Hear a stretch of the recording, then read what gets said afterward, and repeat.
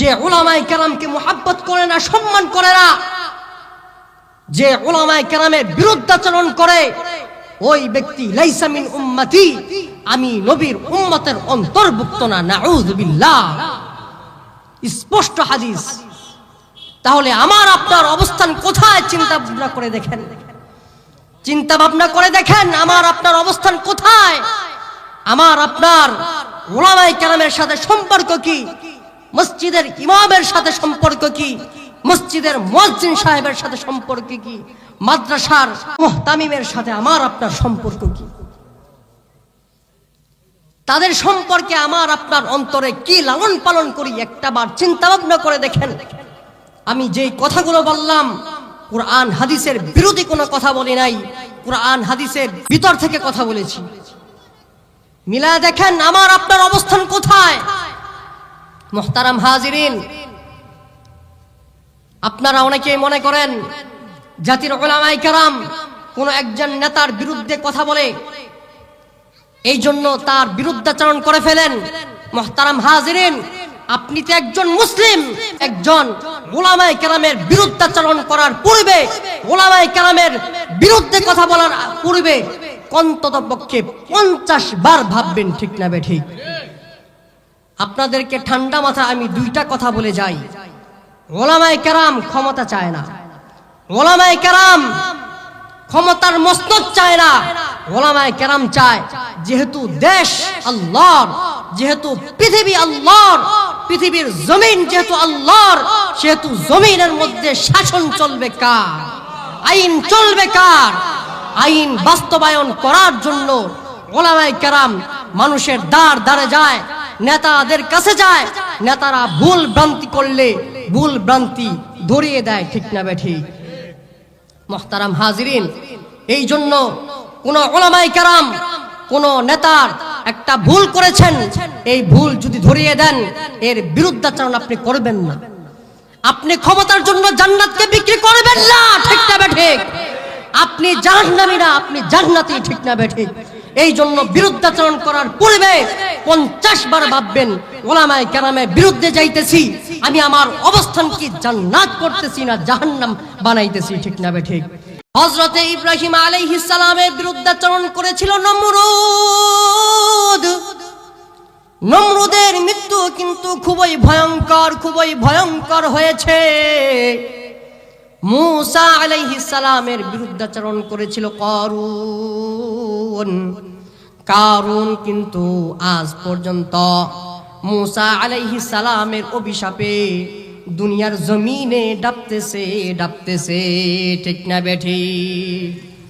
ফেরাউন মূসার বিরুদ্ধাচরণ করার পর ফেরাউনের মৃত্যু খুবই ভয়ঙ্কর হয়েছে, ঠিক না বেঠিক?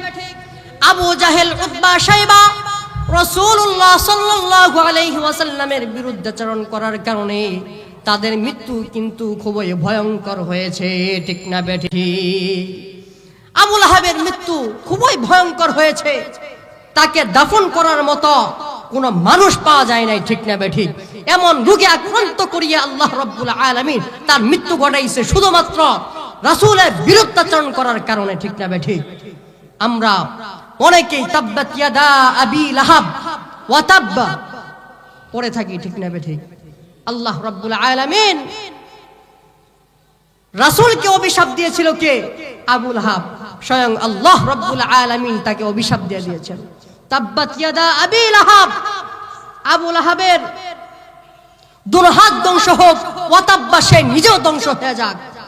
ধ্বংস হয়েছে কি হয় নাই? ধ্বংস হয়েছে কি হয় নাই? রাওয়ায়াতে পাওয়া যায় দুনিয়ার যেই প্রান্তেই একজন মানুষ তাব্বাত ইয়াদা আবি লাহাব ওয়া তাব্বা পড়ে, তখন আবু লাহাবের কবরের মধ্যে আযাব আরো বেড়ে যায়, ঠিক না বেঠিক? ঠিক না বেঠিক? মুহতারাম হাজিরিন, বুঝাইতে চাইতেছি, যদি ঈমান নিয়ে কবরে যাইতে চাই তাহলে উলামায়ে কেরামদেরকে আমাদের সেরেতাজ বানানোর অপেক্ষা কোনো পথ নাই, ঠিক না বেঠিক? উলামায়ে কেরামদেরকে মুহাব্বত করা ছাড়া অন্য কোনো পথ নাই। ও তুই এই দুনিয়ার মায়ায় পড়ে করছো কত বাহানা,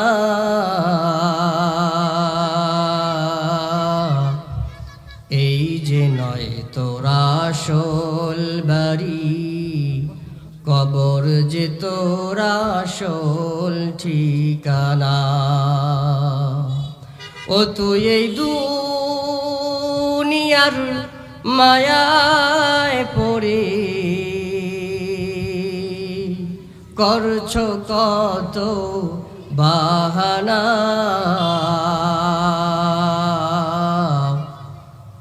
এই যে নয় তোরা আসল বাড়ি, কবর যে তোরা আসল ঠিকানা। এই যে নয় তোরা আসল বাড়ি, কবর যে তোরা আসল ঠিকানা। আর কত কাল দিবি ফাঁকি,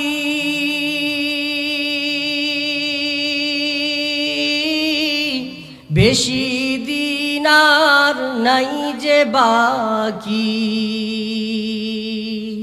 আর কত কাল দিবি ফাঁকি,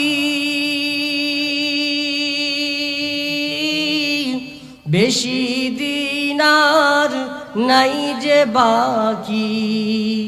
কবর তোমায় লইবে ডাকি, আজরাইল তো লইবে ডাকি, শুনবে না তো কার মানা।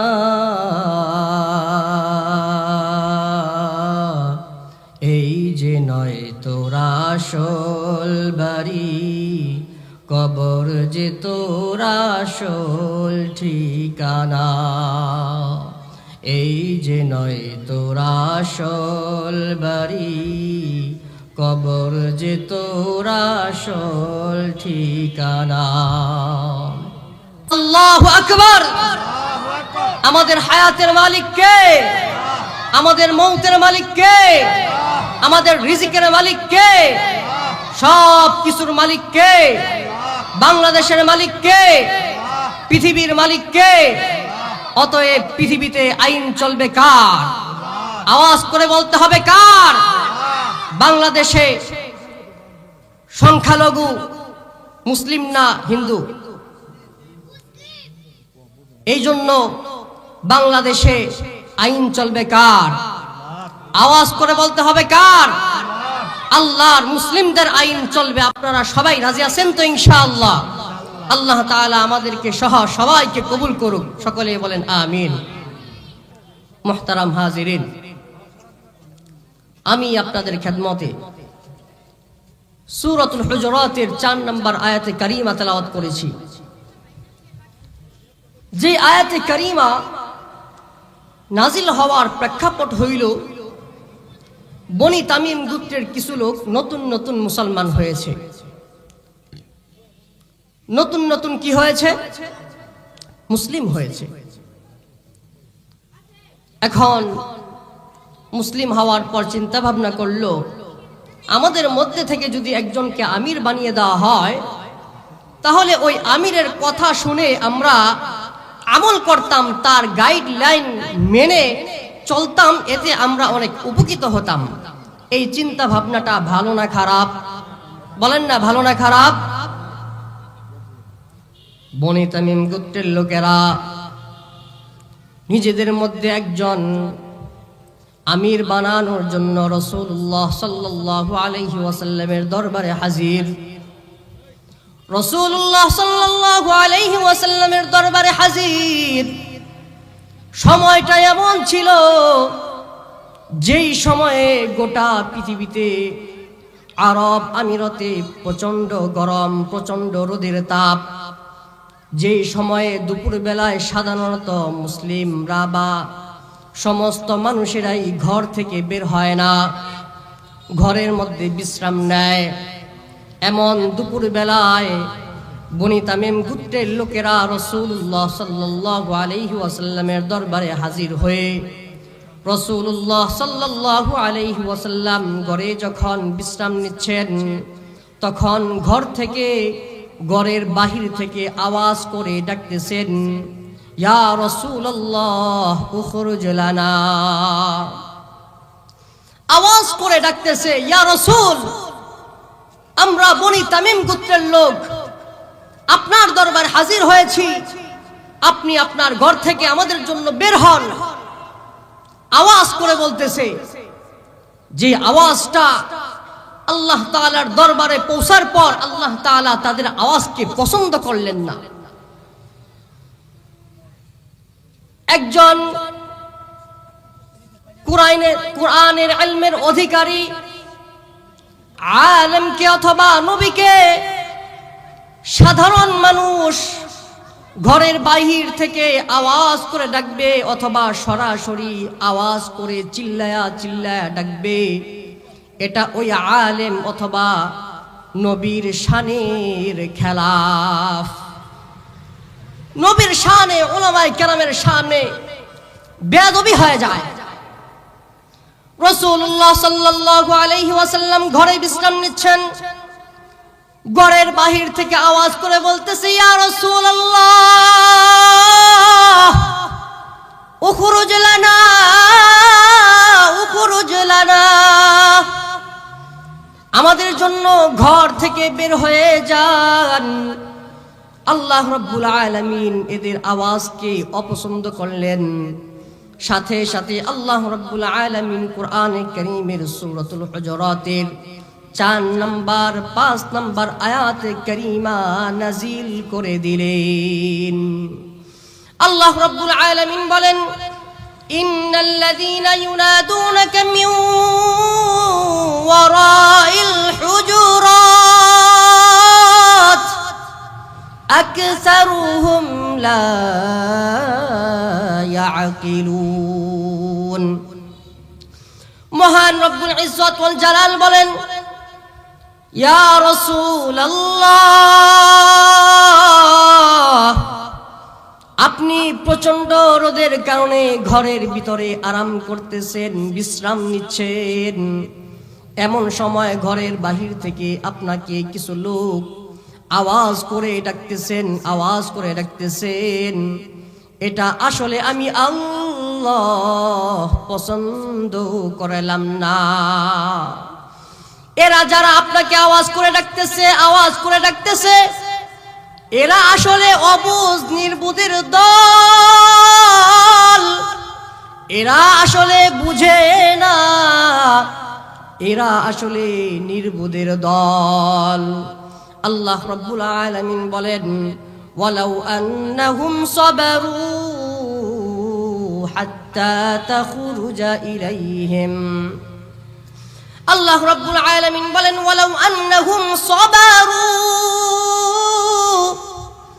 ওই বনি তামিম গোত্রের লোকেরা যদি ধৈর্য ধারণ করে বসে থাকতো, হাত্তা তাখরুজা ইলাইহিম, হে রাসূল আপনি ঘর থেকে বের হওয়ার আগ পর্যন্ত আপনার আশায় যদি তারা ঘরের বাহিরে বসে থাকতো, লাকানা খায়রাল লাহুম, তবে এর মধ্যেই তাদের জন্য কল্যাণ হইতো।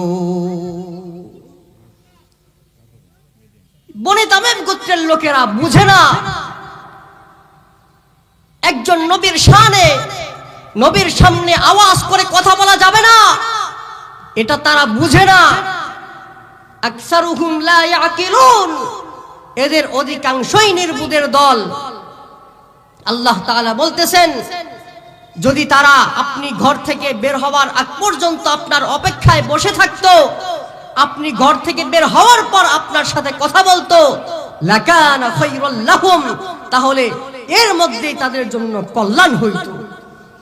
যিনি রাসূলুল্লাহ সাল্লাল্লাহু আলাইহি ওয়াসাল্লামের আপন চাচাতো ভাই, যিনি রাইসুল মুফাসসিরিন, সমস্ত মুফাসসিরদের মূল, সমস্ত মুফাসসিরদের বাবা, এই রাইসুল মুফাসসিরিন হযরত আব্দুল্লাহ ইবনে আব্বাস রাদিয়াল্লাহু তাআলা আনহু এই দুইটা আয়াতে কারীমার তাফসীরে বলেন, এই আয়াতে কারীমার মধ্যে আল্লাহ রাব্বুল আলামিন রাসূলকে সাধারণ সমস্ত মানুষদেরকে যেমনি ভাবে সম্মান করতে বলছেন, আব্দুল্লাহ ইবনে আব্বাস রাদিয়াল্লাহু তাআলা আনহু বলেন ঠিক তদ্রূপ ভাবে এই জাতির উলামায়ে কেরামকে রাসূলের মতো সম্মান করতে হবে।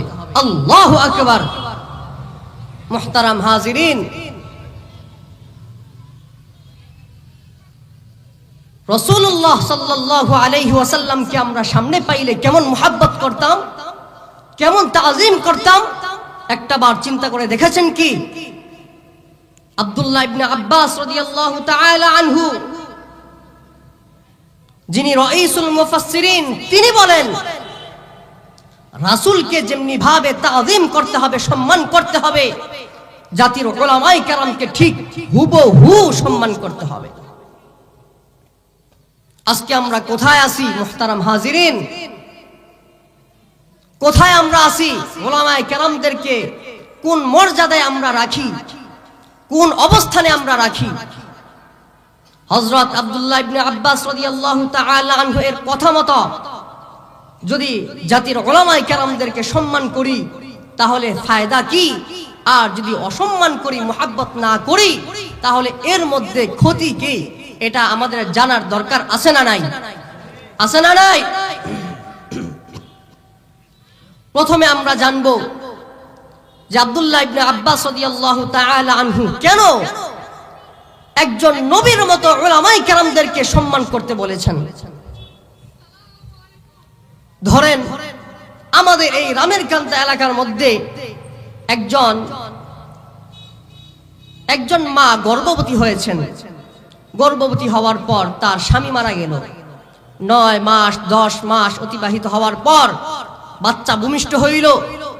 এই বাচ্চাকে যদি তার আপন চাচা লালন পালন করে, লেখাপড়া করিয়ে, তার কোলে পিঠে চড়িয়ে মানুষের মতো মানুষ বড় করে তুলে, আর এরপর আমাদের এলাকার সভাপতি সাহেব যদি বলে যে হে ভাতিজা,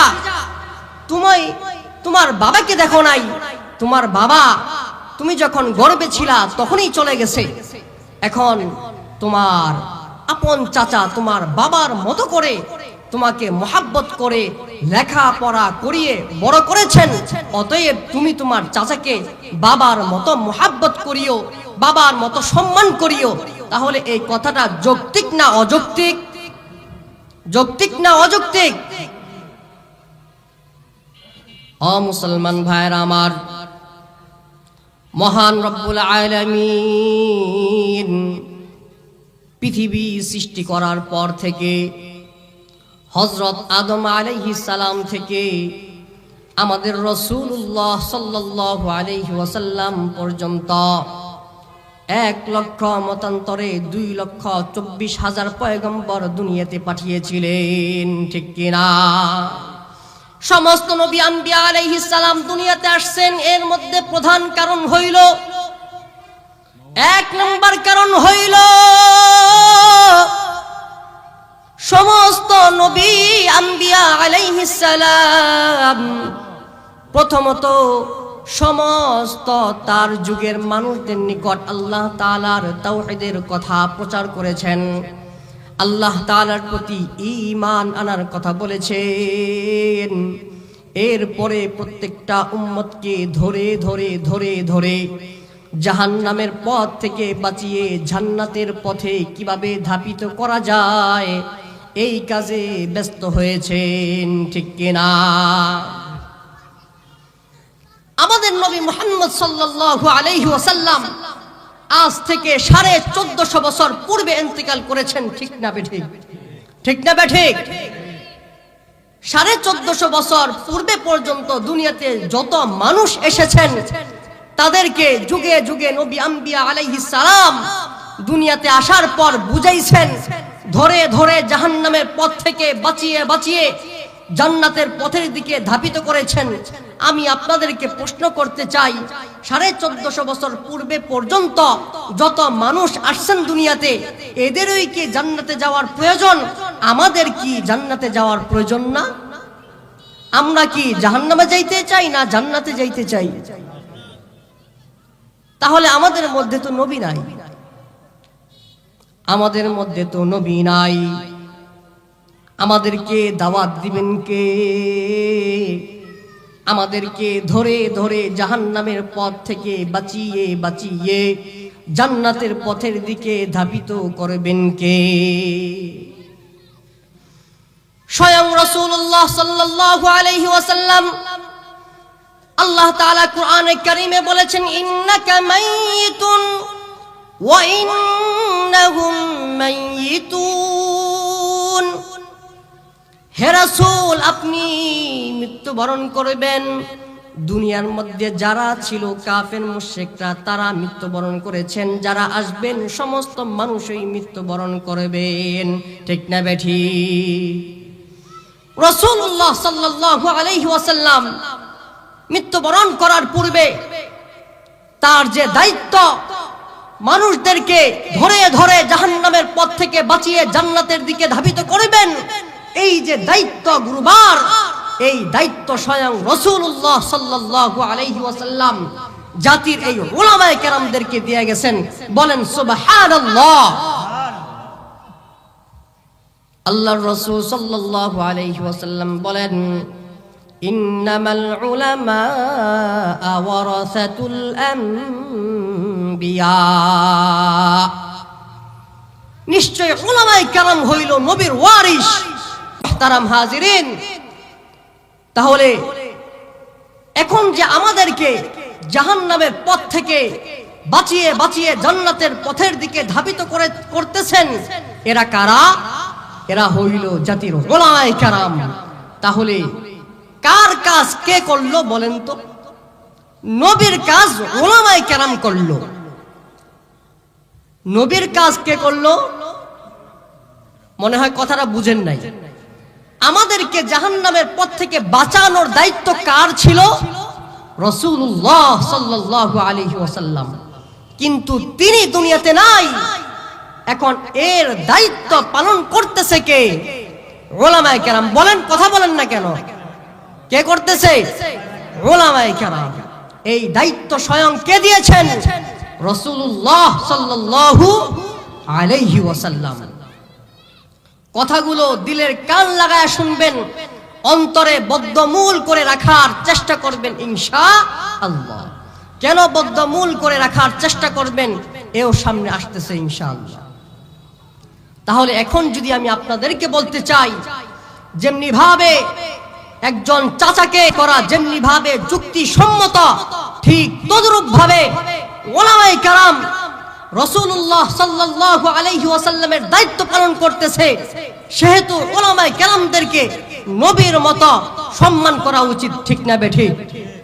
যেহেতু একজন চাচাকে বাবার মতো সম্মান করা যুক্তিসম্মত, ঠিক সেহেতু উলামায়ে কেরাম যেহেতু নবীর কাজ করতেছে, সেহেতু উলামায়ে কেরামদেরকে নবীর মতো সম্মান করা এটাও যুক্তিসম্মত। ঠিক না বেঠিক? ঠিক না বেঠিক? মুহতারাম হাজিরিন, তাহলে উলামায়ে কেরামকে সম্মান করবেন না ইনশাআল্লাহ?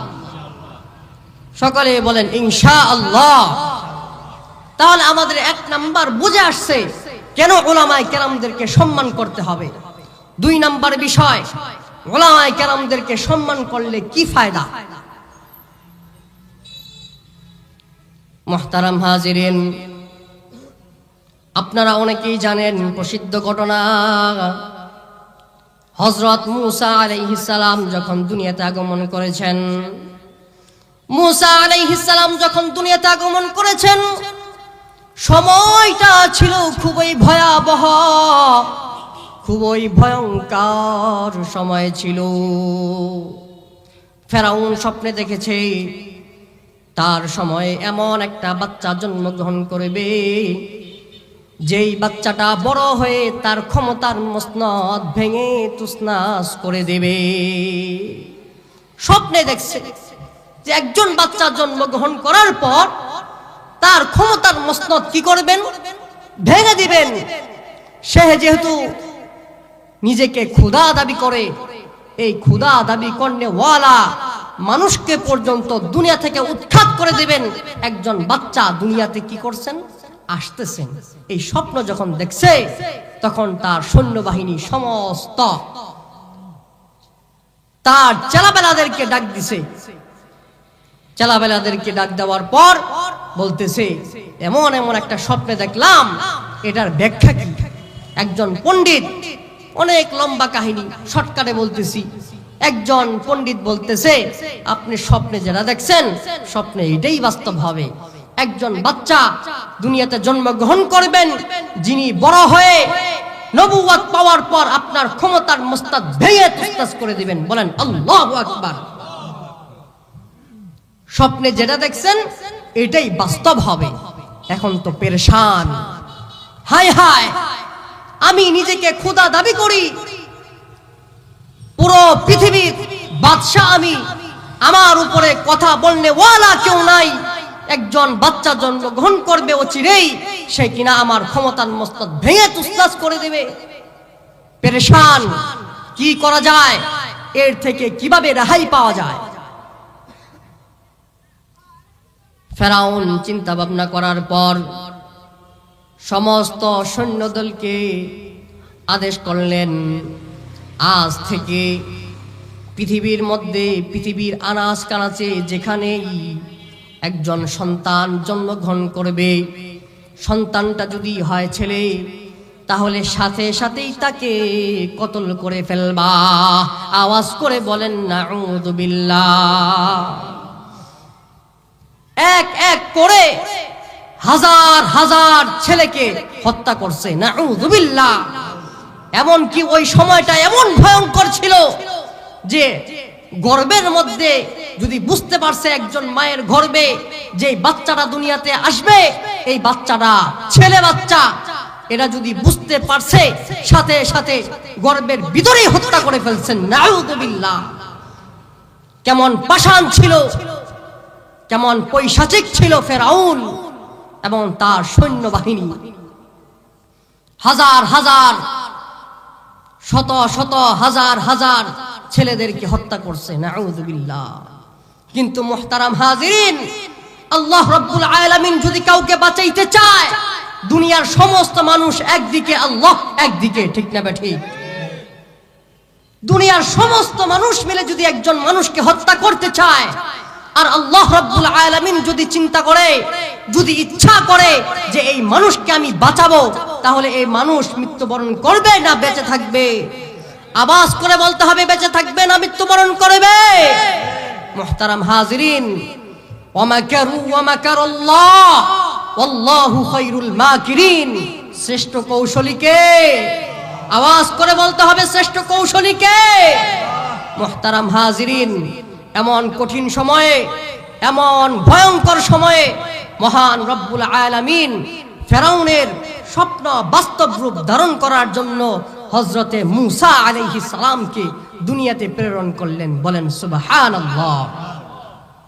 শ্রেষ্ঠ কৌশলী হলো আল্লাহ।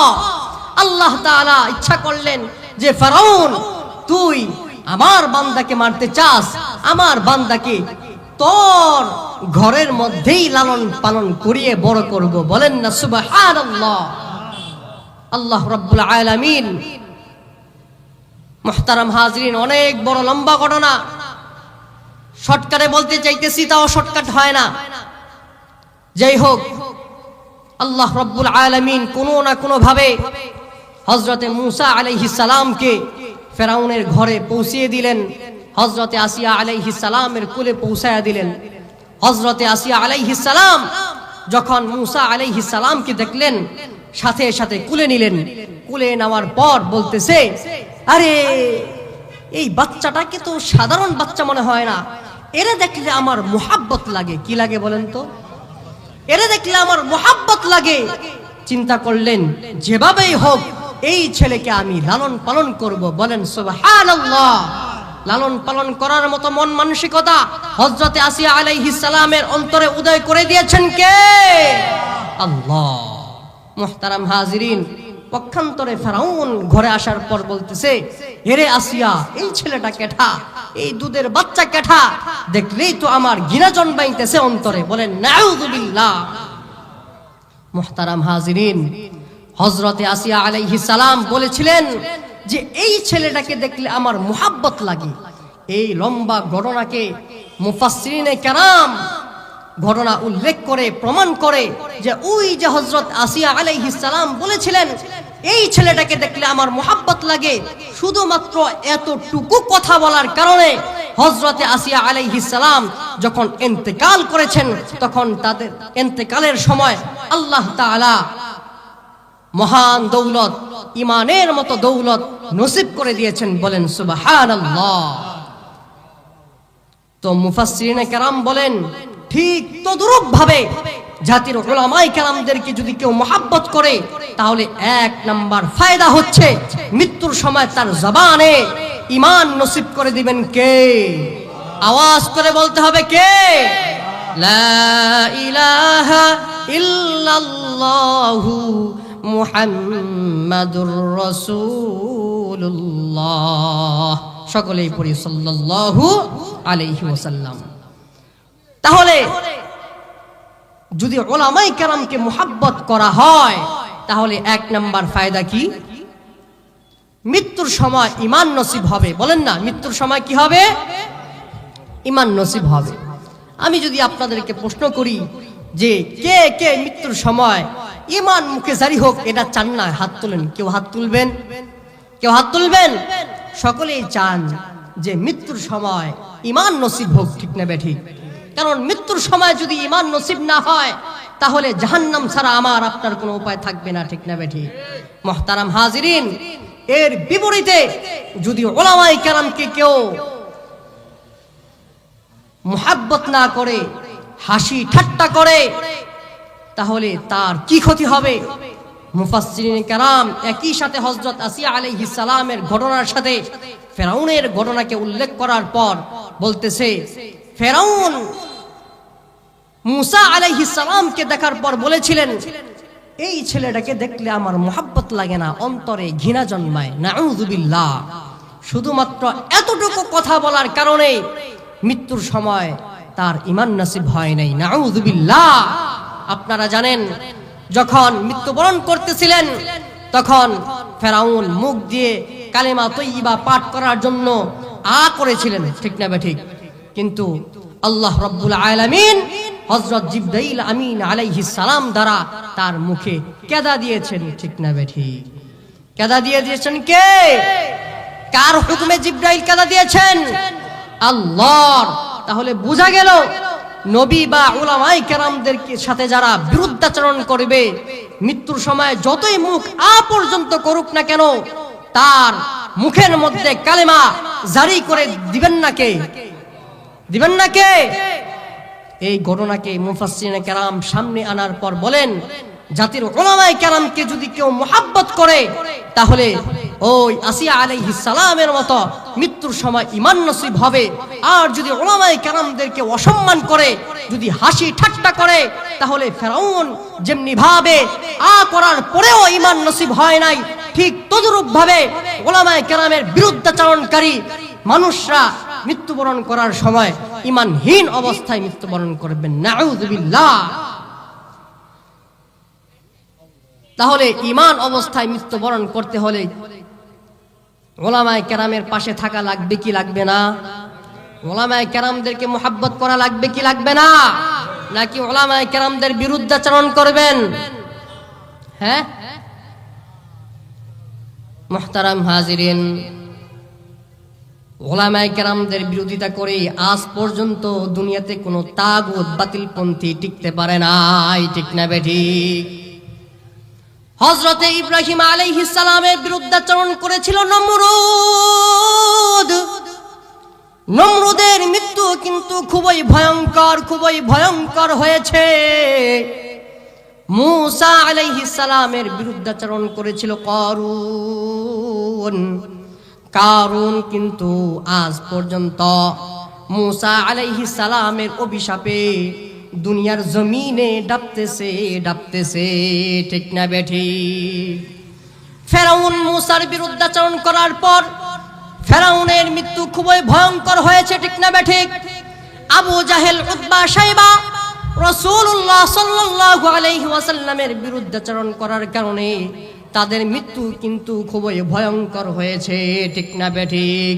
আবু জাহেল, আবু লাহাব রাসূলুল্লাহ সাল্লাল্লাহু আলাইহি ওয়াসাল্লামের বিরুদ্ধাচরণ করার কারণে তার মৃত্যু কিন্তু খুবই ভয়ঙ্কর হয়েছে, ঠিক না বেঠিক? আবু লাহাবের মৃত্যু খুবই ভয়ঙ্কর হয়েছে, তাকে দাফন করার মতো কোনো মানুষ পাওয়া যায় নাই, ঠিক না বেঠিক? এমন রোগে আক্রান্ত করিয়া আল্লাহ রাব্বুল আলামিন তার মৃত্যু ঘটাইছে শুধুমাত্র রাসূলের বিরুদ্ধাচরণ করার কারণে, ঠিক না বেঠিক? আমরা অনেকেই তাব্বাত ইয়াদা আবি লাহাব ওয়া তাব্বা পড়ে থাকি, ঠিক না বেঠিক? আল্লাহ রাব্বুল আলামিন রাসূলকে অভিশাপ দিয়েছিল কে? আবু লাহাব। স্বয়ং আল্লাহ রাব্বুল আলামিন তাকে অভিশাপ দিয়ে দিয়েছেন, তাব্বাত ইয়াদা আবি লাহাব, আবু লাহাবের দুরহাত ধ্বংস হোক, ওয়া তাব্বা, সে নিজেও ধ্বংস হয়ে যাক। ধ্বংস হয়েছে কি হয় নাই? ধ্বংস হয়েছে কি হয় নাই? রাওয়ায়াতে পাওয়া যায় দুনিয়ার যেই প্রান্তেই একজন মানুষ তাব্বাত ইয়াদা আবি লাহাব ওয়া তাব্বা পড়ে, তখন আবু লাহাবের কবরের মধ্যে আযাব আরো বেড়ে যায়, ঠিক না বেঠিক? ঠিক না বেঠিক? মুহতারাম হাজিরিন, বুঝাইতে চাইতেছি, যদি ঈমান নিয়ে কবরে যাইতে চাই তাহলে উলামায়ে কেরামদেরকে আমাদের সেরেতাজ বানানোর অপেক্ষা কোনো পথ নাই, ঠিক না বেঠিক? উলামায়ে কেরামদেরকে মুহাব্বত করা ছাড়া অন্য কোনো পথ নাই। রাসূলুল্লাহ সাল্লাল্লাহু আলাইহি ওয়াসাল্লামের একটা হাদিস ইমাম বাইহাকি সাহেব তার বাইহাকি শরীফের মধ্যে আনছেন। আল্লাহর রাসূল সাল্লাল্লাহু আলাইহি ওয়াসাল্লাম বলেন, জাহান্নাম থেকে বাঁচার পথ চারটা। কয়টা? জাহান্নাম থেকে বাঁচার পথ কয়টা? আওয়াজ করে বলতে হবে, কয়টা? ক্বালা an-নাবিয়্যু সাল্লাল্লাহু আলাইহি ওয়াসাল্লাম, কুন আলিমান আও মুতাআল্লিমান আও মুস্তামিআন আও মুহিব্বান ওয়ালা তাকুন খামিসান ফাতাহলিক। আল্লাহর রাসূল সাল্লাল্লাহু আলাইহি ওয়াসাল্লাম বলেন, এরে দুনিয়ার উম্মতের দল, এরে উম্মতের দল, জাহান্নাম থেকে বাঁচার পথ হলো চারটা। মন দিয়ে দিলের কান লাগিয়ে শুনে রাখো। এক নাম্বার পথ হলো কুন আলিমান, তুমি আলেম হও, আও মুতাআল্লিমান, যদি আলেম না হতে পারো তাহলে দুই নাম্বার তোমার জন্য পথ হইল তালেবে ইলম, ছাত্র হয়ে যাও। যদি তালেবে ইলম না হতে পারো তাহলে তোমার জন্য তিন নাম্বার অপশন আছে, আও মুস্তামিআন, উলামায়ে কেরাম তোমাদেরকে যা বলবেন তা মনোযোগ দিয়ে শোনো এবং সে অনুযায়ী আমল করো। যদি উলামায়ে কেরামের কথা শোনার মতো সুযোগও না থাকে তাহলে তোমার জন্য চার নাম্বার পথ রয়েছে। সেই চার নাম্বার পথ হইল উলামায়ে কেরামদেরকে মুহাব্বত করো। এক নাম্বার পথ কি? আলেম হও। দুই নাম্বার আলেম হতে পারো নাই, তালিবে ইলম হও। তিন নাম্বার তালিবে ইলম হতে পারো নাই, আলেমদের কথা শুনো এবং মানো, আমল করো। চার নাম্বার এটাও পারো নাই, তাহলে তুমি আলেমদেরকে মুহাব্বত করো। উলামায়ে কেরাম হওয়া তো চারটিখানি ব্যাপার না, অনেক কষ্ট করে উলামায়ে কেরাম হতে হয়, ঠিক না বেঠিক? সমস্ত মানুষ তো ইচ্ছা করলেই পারে না। আল্লাহ রাব্বুল আলামিন যাকে তৌফিক দেন সেই হয়, ঠিক না বেঠিক? মুহতারাম হাজিরিন, আমি আর আপনি হয়তো আলেম হইতে পারেন নাই, তাহলে আপনার জন্য দুই নাম্বার অপশন হইল আপনি তালেবে ইলম হয়ে যান। এই কথা না বলি, কথা এদিক সেদিক হয়ে যায়, কথা পরে বলি। তালেবে ইলম হয়ে যাও। তালেবে ইলম হওয়া আমার আপনার জন্য সহজ না কঠিন? সহজ না কঠিন? পড়ালেখার কোনো বয়স আছে? পড়ালেখার কোনো বয়স আছে? মৃত্যুর আগ পর্যন্ত পড়ালেখা করতে হবে, ঠিক না বেঠিক? আমার চোখের দেখা অনেক ইঞ্জিনিয়ার সাহেব চিন্তা করছেন হাফেজ হইব, হিম্মত করছে হাফেজ বানিয়ে দিয়েছেন কে? আল্লাহ। তাহলে শেষ বয়সে যাইয়া 60 বছর বয়স, এরপরে যায় নাহবি মিরে ভর্তি হয় আল্লাহু আকবার আলেম হওয়ার জন্য। মুহতারাম হাজিরিন, তালেবে আলেম হওয়া সহজ না কঠিন? তালেবে ইলমও যদি আপনি না হতে পারেন, তাহলে 3 নাম্বার অপশন, উলামায়ে কেরামের কথা শুনেন এবং মানেন। উলামায়ে কেরামের কথা শোনার মতো অবস্থা আমাদের বাংলাদেশে আছে না নাই? আওয়াজ করে বলতে হবে, আছে না নাই? আমাদের পুরো পৃথিবীর মধ্যে যেই দেশে সবচেয়ে বেশি ওয়াজ নসিহত হয়, উলামায়ে কেরাম ওয়াজ নসিহত করে থাকেন, সেই দেশ হইল আমাদের বাংলাদেশ। বলেন আলহামদুলিল্লাহ। এরপরেও যদি আপনি কথা না শুনতে পারেন, তাহলে আপনার জন্য 4 নাম্বার পথ আছে। প্রশ্ন করতে পারেন যে উলামায়ে কেরামের কথা শুনতে পারবো না কিভাবে? আবার ভাই, এটাও হতে পারে। বাংলাদেশের অবস্থা এমন, জোর যার মূল্য তার, জোর যার। অসংখ্য অগণিত হক্কানি রব্বানি উলামায়ে কেরাম এখনো নিরাপরাধে কোথায় বন্দী? বলেন কোথায়? আপনাদের মুখ দিয়ে বলেন, জেলখানায় বন্দী। ঠিক না বেঠিক? আমরা মনে করেছিলাম 5 আগস্টে এক স্বৈরাচার তার মামুর বাড়ি দিল্লিতে যায় পালাইছে, বাংলাদেশ মন হয় এখন আমাদের হয়ে গেছে। কিন্তু মুহতারাম হাজিরিন, না, এখনো আমাদের হস্তগত হয় নাই, এখনো বিচার সুষ্ঠু হয় না, বিচার আদালত এখনো ঠিক হয় নাই। ঠিক না বেঠিক? মুহতারাম হাজিরিন, এখনো কোন অপরাধ ছাড়া শত শত উলামায়ে কেরাম জেলখানায় বন্দী। ঠিক না বেঠিক? আজকে জামিন দিবে, কালকে জামিন দিবে, এভাবে ঘুরপাক খাচ্ছে। মুহতারাম হাজিরিন, এইগুলা নিয়ে হয়তো আপনারা চিন্তা ভাবনা করেন না। আমরা যারা চিন্তা ভাবনা করি তারা দেখতে পাই প্রতিদিনের এই খেলতামাশা। প্রতিদিন আদালতে উলামায়ে কেরামদেরকে উঠাইতেছেন নামাইতেছেন, খেলতামাশায় মত্ত হয়ে আছেন এক শ্রেণীর মানুষ। ঠিক না বেঠিক? মুহতারাম হাজিরিন, আপনি একজন মানুষের মন মতো হন নাই, ইচ্ছা করলো আপনাকে জেলখানায় দেয়া দিল, আপনার 10 বছর কারাদণ্ড হয়ে গেল। এখন আপনি উলামায়ে কেরামের কথা শুনবেন কেমনে? বলেন। উলামায়ে কেরামের কথা শোনার মতো সুযোগ আপনার নাই। বন্ধ করে দিয়েছেন কে? নিমক হারাম, জালেম, অত্যাচারী মানুষ। ঠিক না বেঠিক? মুহতারাম হাজিরিন, তাহলে আপনার জন্য 4 নাম্বার পথ আছে। বলেন না আলহামদুলিল্লাহ। কেমন নবী আমরা পাইছি ভাই! জাহান্নামের পথ থেকে বাঁচার জন্য অপশনের আর অভাব নাই। ঠিক না বেঠিক? মুহতারাম হাজিরিন, 4 নাম্বার পথ ওই মানুষের জন্য আছে যে জেলখানায় বসে বসে উলামায়ে কেরামদেরকে মুহাব্বত করবেন। আল্লাহু আকবার, মুহাব্বত করবেন। এর বিনিময় মৃত্যুর সময় কালিমা নসিব হবে এবং জান্নাতি হবে। সুবহানাল্লাহ। বলেন না সুবহানাল্লাহ। নবী করিম সাল্লাল্লাহু আলাইহি ওয়াসাল্লামের স্পষ্ট হাদিস, স্পষ্ট মেসেজ, স্পষ্ট বার্তা।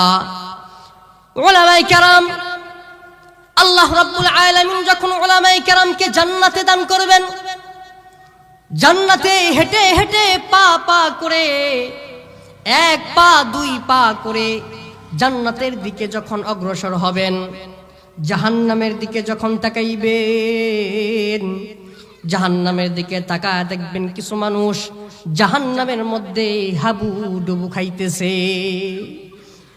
ওই জাহান্নামের মধ্যে থেকে একজন জাহান্নামী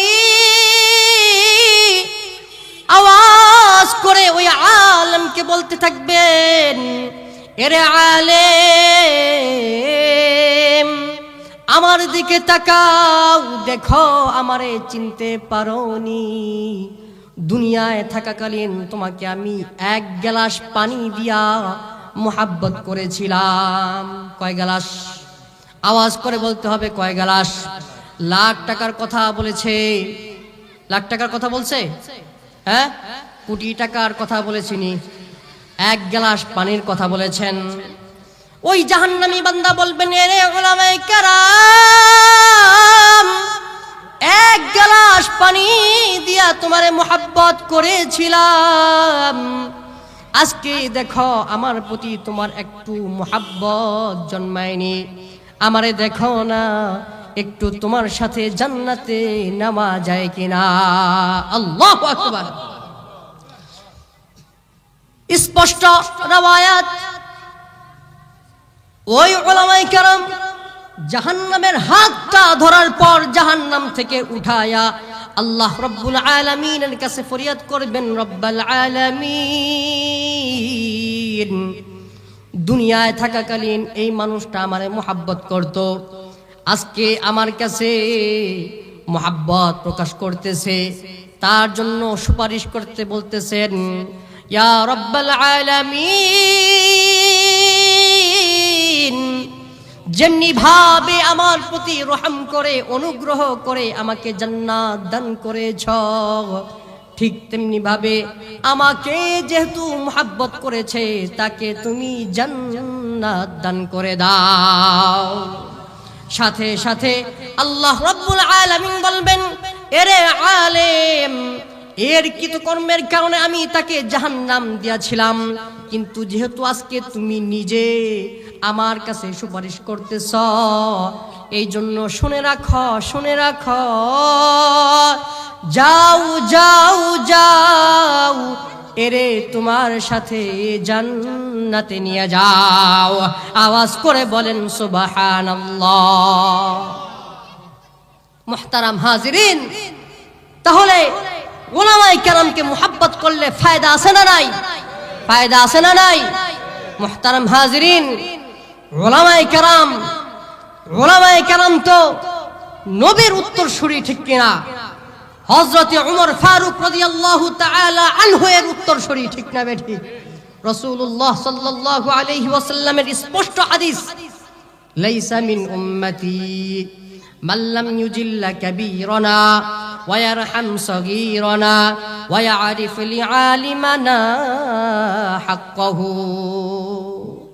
আল্লাহর রাসূল বলেন, ওই বান্দা বান্দি আমার উম্মতের অন্তর্ভুক্ত না, আমার দলের অন্তর্ভুক্ত না, যে কিনা বড়দেরকে সম্মান করে না, ছোটদেরকে স্নেহ করে না, জাতির উলামায়ে কেরামকে সম্মান করে না, উলামায়ে কেরামের হক আদায় করে না, উলামায়ে কেরামকে মুহাব্বত করে না, উলামায়ে কেরামকে সম্মান করে না। যে উলামায়ে কেরামকে মুহাব্বত করে না, সম্মান করে না, যে উলামায়ে কেরামের বিরুদ্ধাচরণ করে, ওই ব্যক্তি লাইসা মিন উম্মতি, আমি নবীর উম্মতের অন্তর্ভুক্ত না। নাউযু বিল্লাহ। স্পষ্ট হাদিস। তাহলে আমার আপনার অবস্থান কোথায়? চিন্তা ভাবনা করে দেখেন, চিন্তা ভাবনা করে দেখেন আমার আপনার অবস্থান কোথায়। আমার আপনার উলামায়ে কেরামের সাথে সম্পর্ক কি? মসজিদের ইমামের সাথে সম্পর্ক কি? মসজিদের মুয়াজ্জিন সাহেবের সাথে সম্পর্ক কি? মাদ্রাসার মুহতামিমের সাথে আমার আপনার সম্পর্ক কি? তাদের সম্পর্কে আমার আপনার অন্তরে কি লালন পালন করি? একটাবার চিন্তা ভাবনা করে দেখেন। আমি যেই কথাগুলো বললাম, কুরআন হাদিসের বিরোধী কোনো কথা বলি নাই, কুরআন হাদিসের ভিতর থেকে কথা বলেছি। মিলা দেখেন আমার আপনার অবস্থান কোথায়। মুহতারাম হাজিরিন, আপনারা অনেকেই মনে করেন জাতির উলামায়ে কেরাম কোন একজন নেতার বিরুদ্ধে কথা বলে, এই জন্য তার বিরুদ্ধাচরণ করে ফেলেন। মুহতারাম হাজিরিন, আপনি তো একজন মুসলিম, আপনি তো একজন জান্নাতি বান্দা, ঠিক না বেঠিক? আপনি যেহেতু জান্নাতি বান্দা, সেহেতু একজন উলামায়ে কেরামের বিরুদ্ধাচরণ করার পূর্বে, উলামায়ে কেরামের বিরুদ্ধে কথা বলার পূর্বে অন্ততপক্ষে 50 বার ভাববেন, ঠিক না বেঠিক? আপনাদেরকে ঠান্ডা মাথায় আমি দুইটা কথা বলে যাই। উলামায়ে কেরাম ক্ষমতা চায় না, উলামায়ে কেরাম ক্ষমতার মসনদ চায় না। উলামায়ে কেরাম চায় যেহেতু দেশ আল্লাহর, যেহেতু পৃথিবী আল্লাহর, পৃথিবীর জমিন যেহেতু আল্লাহর, সেহেতু জমিনের মধ্যে শাসন চলবে কার? আইন চলবে কার? আইন বাস্তবায়ন করার জন্য ওলামায়ে কেরাম মানুষের দ্বারে যায়, নেতাদের কাছে যায়, নেতারা ভুল ভ্রান্তি করলে ভুল ভ্রান্তি ধরিয়ে দেয়, ঠিক না বেঠিক? মুহতারাম হাজিরিন, এই জন্য কোন ওলামায়ে কেরাম কোন নেতার একটা ভুল করেছেন, এই ভুল যদি ধরিয়ে দেন এর বিরুদ্ধাচরণ আপনি করবেন না। আপনি ক্ষমতার জন্য জান্নাতকে বিক্রি করবেন না, ঠিক না বেঠিক? আপনি জাহান্নামী না, আপনি জান্নাতি, ঠিক না বেঠিক? এই জন্য বিরুদ্ধাচরণ করার পূর্বে 50 বার ভাববেন, ওলামায়ে কেরামের বিরুদ্ধে যাইতেছি, আমি আমার অবস্থান কি জান্নাত করতেছি না জাহান্নাম বানাইতেছি, ঠিক না বেঠিক? মুহতারাম হাজিরিন, ছোট্ট একটা কথা, জাতির ওলামায়ে কেরাম কেন নেতাদের ভুল ধরিয়ে দেন, কেন ধরায় দেন? একজন বাংলাদেশের প্রধানমন্ত্রী হন অথবা আপনি একজন নেতা হন, আপনি চান যে সমস্ত মানুষ যেন আমাকে মহাব্বত করে,